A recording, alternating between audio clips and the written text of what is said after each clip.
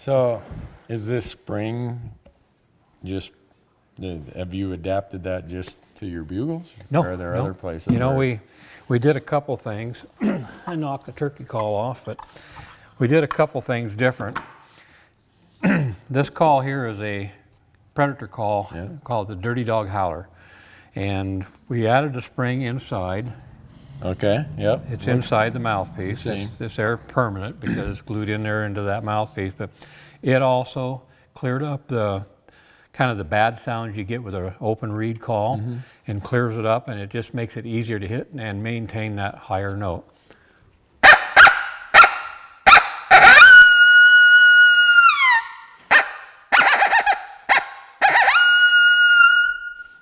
It's just got some clarity that won't quit. Where most calls that are open reed, you get a little reedy sound and a goosey sound. That spring just cleared it right up.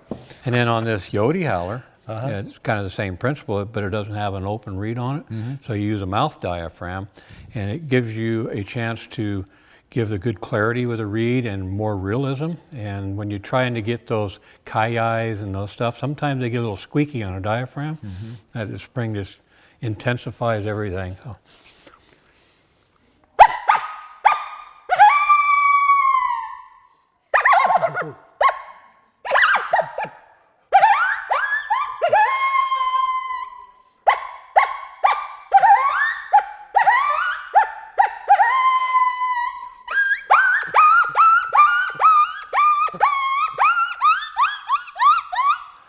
I can see them running in right now. It's unbelievable what that spring coyotes does. out there in front of the front door. Granted, a diaphragm is a lot harder to run. Oh yeah, but it would be. It just becomes so realistic sounding when you added that spring to it. It's made it easier. And it's hard to get all the different yips and ki-yis and stuff on an open reed. You can do it, but the diaphragm seems like you can get a whole lot more series of notes in there to make it sound like a bunch of dogs going off instead of just one.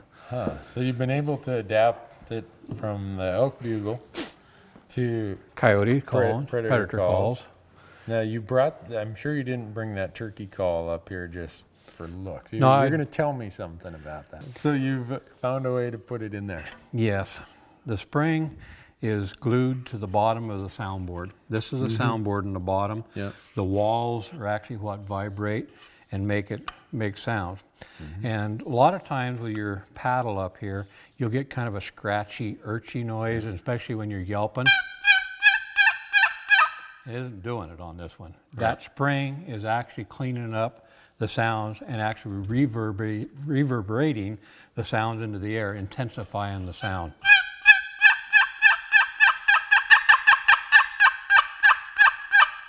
Very clear, very clean sound, and you can just feel the intensity. You can actually feel that. Right. You know, we was talking before about out in the woods when an elk bugles. Right. You can to tell the difference between a human and a real thing. You can feel the vibration from a real thing in the air. And animals do the same. They can feel the other animal bugling at them and the intensity. And if it isn't there, it doesn't trigger them to get excited. And this call makes that sound. You can feel it.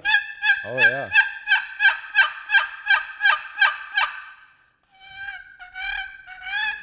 And this particular call never needs to be chalked. Why is that? I got a little bit of a coating on there that I spray on them and spray on the edges. And you can pour water over that all you want and it'll work. It's kind of a waterproof thing, and I hate chalking calls because you put chalk on there, it works good for a minute, but if it's moist outside, the chalk gums up. Big gummed up. Nothing there. So it's a pretty clean call. Call it the VETT, VETT calling system. Okay. Volume Enhanced Tone Technology. VETT, VETT.